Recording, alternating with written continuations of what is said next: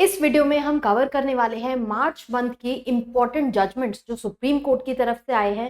So let's start with this video. Hi guys, I am Ayushi, your mentor for law based examinations and welcome to law digest.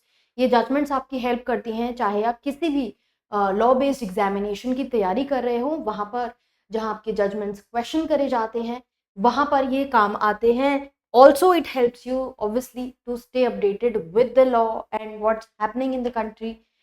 First judgement जो हम देख रहे हैं that is union of India and others versus Paramasivam M. अब ये जो judgement है ये बात करती है HRA to be given to a CISF official. तो इस जजमेंट में क्या बोला गया? एक पुरानी जजमेंट है Anand Kumar versus union of India, जहां पर ये चीज लाई गई कि अगर आपके पास आप किसी भी सेंट्रल गवर्नमेंट एम्प्लॉय को जॉब दे रहे हो तो आपको उनको रेंट फ्री अकोमोडेशन देना होगा। अगर आप ऐसा नहीं दे पाते हो तो आपको एचआरए देना होगा। एचआरए जो हम अलाउंस देते हैं हाउस रेंट के लिए। अब इस केस में क्या होता है कि इस केस में जो पिटिशनर है उनको रेंट नहीं दिया जाता है, जहां पर यूनियन ऐसा बोलता है कि because he does not fall into the 45% seniority category, जो रैंकिंग है उसके हिसाब से वो टॉप 45% में नहीं फॉल करते हैं, वो एक सीआईएसएफ ऑफिशियल है, विच इज वाई उनको ये रेंट नहीं दी जाती है, रिलाई किया जाता है इस पर्टिकुलर जजमेंट पे। अब यही जजमेंट जो है ये कोर्ट के सामने आती है और यहाँ पर इसको चैलेंज किया गया है।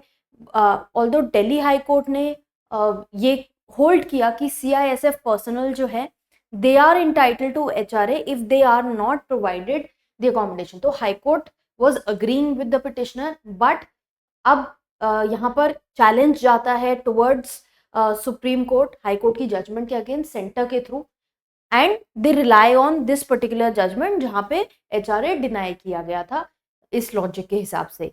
अब यहाँ पर कोर्ट ये कहता है, सुप्रीम कोर्ट का ये कहना है कि 61 रूल जो है जो इसी चीज की बात करता है कि एचआरए देना पड़ता है अगर आप रेंट फ्री अकोमोडेशन नहीं प्रोवाइड कर रहे हो।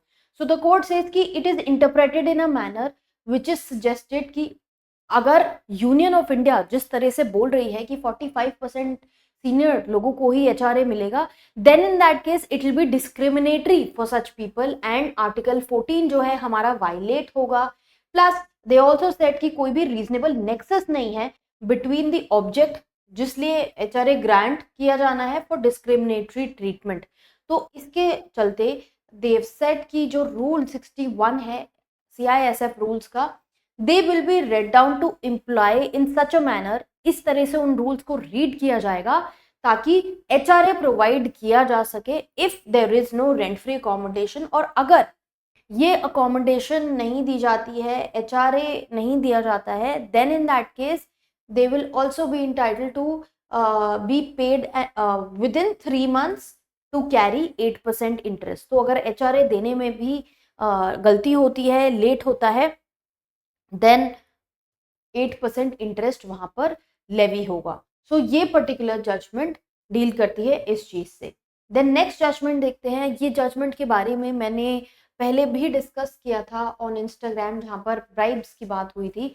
एक बहुत ही लैंडमार्क जजमेंट आया है कोर्ट का इलेक्शंस के अराउंड कि जो ब्राइब्स है, अगर हम बात करते हैं article 194 sub article 2 of the constitution के, जो हमारा बेसिकली इम्यूनिटी से डील करता है under the constitution. Immunity for home, immunity for MLAs, जो पार्लियामेंटेरियंस हैं, एमपीज हैं, उनके लिए हम देखते हैं आर्टिकल 105।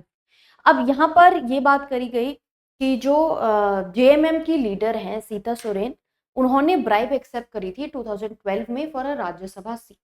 अब उन्होंने इम्यूनिटी क्लेम करी अंडर दिस पर्टिकुलर आर्टिकल।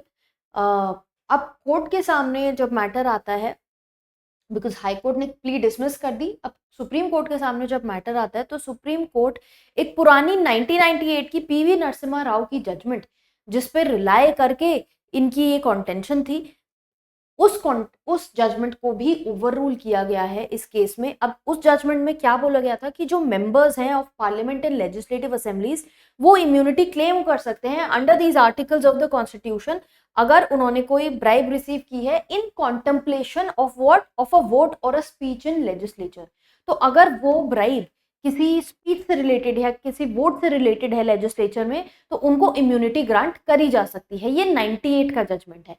और अब इस जजमेंट को ओवरटर्न कर दिया गया है सीता सोरेन के केस में।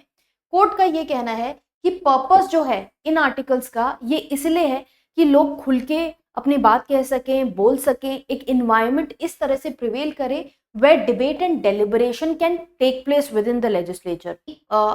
पर्पस अंडरमाइन हो जाता है, जो ये पर्पस है टू बी फ्री, एक डेमोक्रेसी डेमोक्रेटिक सेटअप का जो इन्वायरमेंट है, that gets undermined when the person gets induced by that bribe to basically vote in a particular motion या किसी एक मैनर में बोलने के लिए। अगर वो ब्राइब लेते हैं तो फिर ये चीजें अंडरमाइन हो जाती हैं। एंड कोर्ट ने ये बोला कि ब्राइबरी जो है it is an offence as per the prevention of corruption act, and the moment कोई भी इंसान ब्राइब लेता है तो वो इलीगल ग्रेटिफिकेशन माना जाता है। ब्राइब तभी की तभी कंप्लीट हो जाती है और ये इममटीरियल है कि लेजिस्लेटर जो है वो वोट देता है या स्पीच देता है in respect to that bribe in future. Offence of bribery जो है it depends on the performance of the aggrieved action and is crystallized on the exchange of illegal gratification। इससे कोई मैटर नहीं करता कि उन्होंने वोट कास्ट किया कि नहीं, कोई स्पीच दी कि नहीं। The moment they take a bribe, illegal gratification happens and the offense of bribery has been committed। तो ये बोला गया इस जजमेंट में। नेक्स्ट केस देखते हैं, जावेद अहमद हजाम वर्सेस स्टेट ऑफ महाराष्ट्र। अब ये जो केस है ये बेसिकली डील करता है उस सिचुएशन से जब हमारा आर्टिकल 370 एब्रोगेट हुआ था। तो एक प्रोफेसर हैं, उन्होंने अपना व्हाट्सएप स्टेटस डाला कि it is a black day in the for Jammu and Kashmir, plus उन्होंने ये भी लिखा था कि 14 अगस्त इंडिपेंडेंस डे फॉर पाकिस्तान। ऐसे रिमार्क्स देने पर, ऐसी स्टेटस देने पर टू क्रिटिसाइज द लॉ, उनको ऑब्वियसली ही वाज डिटेन्ड। अब यहाँ पर जो चार्जेस उनके ऊपर लगाए गए वो लगाए गए under section 153A of the IPC, जो बेसिकली बात करता है कि आप अगर कम्युनल डिसहार्मनी प्रमोट करते हो तो ये एक पनिशेबल ऑफेंस है। हाउएवर इस केस में कोर्ट ने ये बोला कि हर जो सिटीजन है इंडिया का, they have a right to be critical of the action of the government. Government जो भी कर रही है उसके अगेंस्ट वो अपना क्रिटिसिज्म दे सकते हैं। और ये जो क्रिटिसिज्म है ये बेसिकली है with respect to derogation of article 130 and Jammu and Kashmir में जो स्टेटस चेंज हुआ उसको लेके। Describing the day of abrogation as black day is an expression of protest.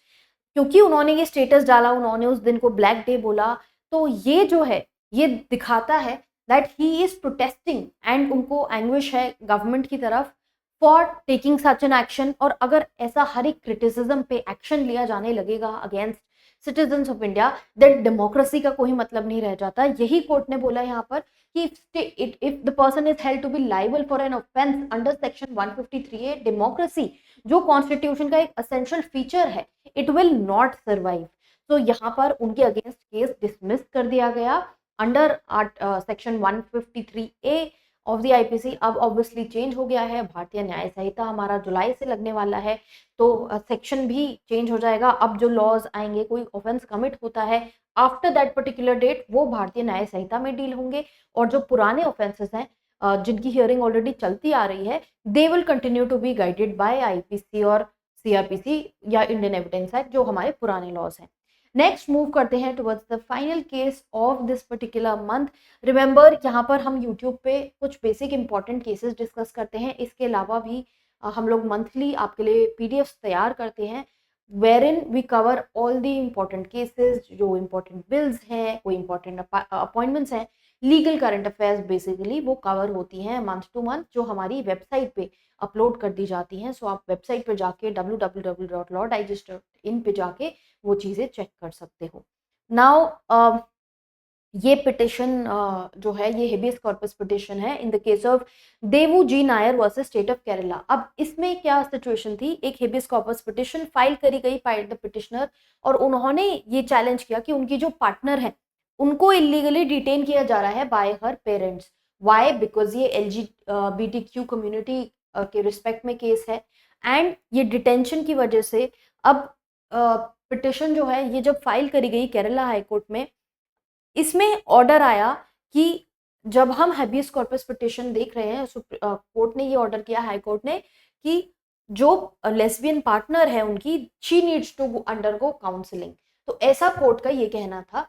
अब यहाँ पर इसी चीज को चैलेंज किया गया सुप्रीम कोर्ट के सामने, और सुप्रीम कोर्ट ने गाइडलाइंस इशू करी है हाई कोर्ट के लिए, जजेस के लिए, पुलिस के लिए, कि आप जब ऐसे केसेस से डील कर रहे होते हो तो क्या चीजें आपको ध्यान में रखनी है। देव सेड दैट जब हम ये हैबियस कॉर्पस पिटिशंस डील करते हैं जहां पे पुलिस प्रोटेक्शन सीख करी गई है, then certain things are to be kept in mind. ये सुप्रीम कोर्ट ने स्पेसिफिकली बोला कि ये जो काउंसलिंग है, इससे ऑफन क्या होता है कि ऐसे लोगों को टॉर्मेंट किया जाता है, जो एलजीबीटी बीटीक्यू कम्युनिटी के मेंबर्स हैं, उनको टारगेट किया जाता है, टॉर्मेंट किया जाता है। इसके काफ़ी डेटरेंट इफेक्ट होते हैं उनकी कम्युनिटी पे। एंड कोर्ट में 3 जज बेंच ने ये चीज़ बोली यहाँ पर कि कोर्ट को एक एम्पैथेटिक अप्रोच रखनी चाहिए while hearing such habeas corpus petition please, specially जो पुलिस प्रोटेक्शन प्ली है, विद स्पेशल एम्फोसिस, जहां पर प्योर सेंसिटिव कॉन्डक्ट होना चाहिए of the court as well as the जज who is listening to the case, जब वो ऐसी कोई पिटिशन सुन रहे हैं जो कम्युनिटी की तरफ से आई है। तो टाइम टू टाइम कोर्ट ऐसी गाइडलाइंस डिफरेंट डिफरेंट केसेस में देता रहता है, highlighting about sensitivity and issues like this. अगर आप देखोगे तो ऑफेंसेस अगेंस्ट विमेन के जो केसेस होते हैं उसमें भी कोर्ट की इस तरह से गाइडलाइंस आती हैं रिगार्डिंग सेंसिटिविटी। एंड ऐसी अब काफ़ी गाइडलाइंस आने लग गई हैं in different cases. So let us wait for more cases जो हमारे next month आएंगे। Till then stay updated, make sure कि आप चैनल को फॉलो कर रहे हो, सब्सक्राइब किया हुआ है, और इंस्टाग्राम पे भी हमें फॉलो कर रहे हो ताकि आपको ऐसी अपडेट्स टाइम टू टाइम मिलती रहे।